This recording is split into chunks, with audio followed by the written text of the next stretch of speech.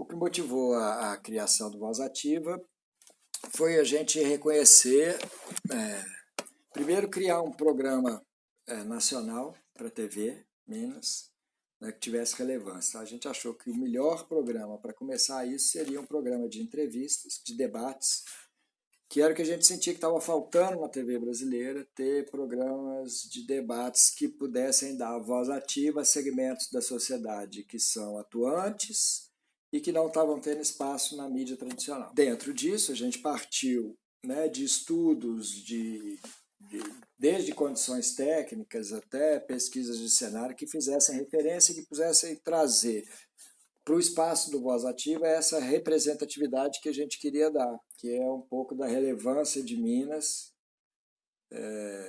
no cenário nacional. Então a gente traz alguns elementos, né, da linguagem audiovisual, aí, do cinema autoral e da videoarte, no tipo de movimentação de câmera, de enquadramento de detalhe, de não privilegiar apenas o foco principal, que tudo isso tem a ver com o que a gente queria para o Voz Ativa também, que não é uma pessoa falando, então quem está escutando importa, né, as reações importam para a gente entender a conversa, então o foco nunca é uma pessoa só, mesmo quando a gente tem um convidado no centro. A gente tem uma condução de abordagem que a gente sugere, mas a conversa é livre e o que a gente quer provocar é uma conversa fluida e tentar registrar isso da maneira mais fluida possível para que pareça essa conversa. Quanto mais fluida é a conversa entre as pessoas que estão, melhor para a gente fazer o programa, melhor para editar, melhor para a gente assistir.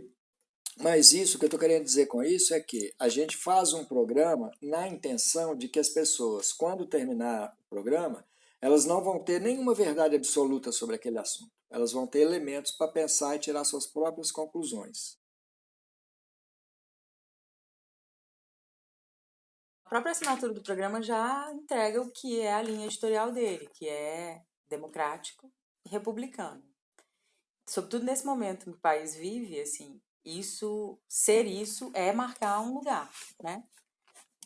E o programa tem um pensamento mais progressista, obviamente. Então, existe uma tendência a gente ter mais foco, por exemplo, em questões relacionadas à própria discussão das questões democráticas, o que é a própria democracia, o que é o país nesse sentido dessa disputa de forças que, inclusive, ameaça a democracia. A gente pensar também uma defesa, em certa medida, dos direitos humanos. Então, tudo isso a gente leva em conta, por exemplo, para escolher pessoas que vão compor a bancada. Então, pessoas com uma visão mais progressista, com certeza, vão estar no programa. Isso não significa um silenciamento de posturas mais conservadoras. Eventualmente, pessoas mais conservadoras vêm também, né? Não só pessoas no sentido de sujeitos que têm uma postura individual mais conservadora, mas representantes de setores da sociedade que são mais conservadores. A gente está num momento histórico dessas disputas simbólicas muito evidentes e é inevitável a gente tender mais para um lado que para o outro, né? Mas isso não significa uma parcialidade absoluta, porque interdita o debate. Então a gente entende que é preciso também levar em consideração que a democracia se dá numa disputa de forças. É importante, inclusive, a gente ouvir o contraditório. Quando a gente pensa que objetividade e imparcialidade são ilusórias, a gente não pode abrir mão de uma coisa que é importante, que é a nossa matéria-prima, que é a informação de qualidade. Existe um menosprezo, me parece, de alguma parte da mídia hegemônica que acha que é possível simplesmente doutrinar as pessoas, como se as pessoas não tivessem capacidade de pensarem a partir do que é apresentado para elas. É óbvio que grande parte da população brasileira, e essa onda de fake news demonstra isso, né? Grande parte da população brasileira, infelizmente, tem se preocupado em pensar pouco sobre a informação que chega.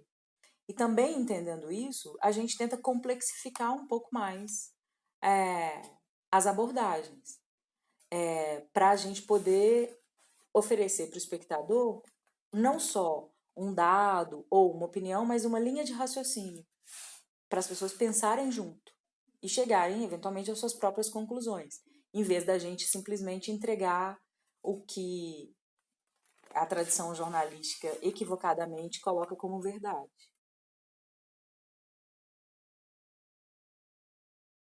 A gente tenta estabelecer no máximo que a gente pode, acho que o termo que melhor define é que a gente tenta uma comunicação honesta com o público que a gente tem e que a gente descobre que é cativo, que também tenta falar com a gente de alguma maneira. Eu acho que não tem nada de pretensioso numa afirmação de que o programa é feito para quem não tem preguiça, né? Que vai te dar um trabalho pensar depois. Tem um filósofo francês que ele estabelece essa diferença, principalmente no ligado à televisão, entre público e audiência, né? Um é o que está ali, que não quer pensar nada, não quer fazer esforço nenhum, você entrega tudo mastigadinho e pronto.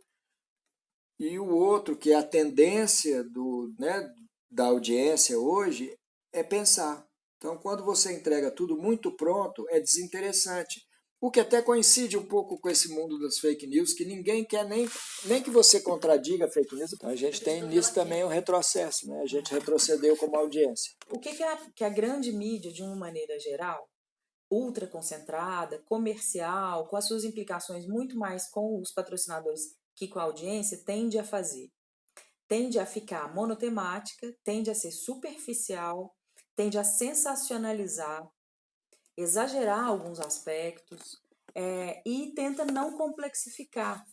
Tem uma fala do William Bonner que é assustadora.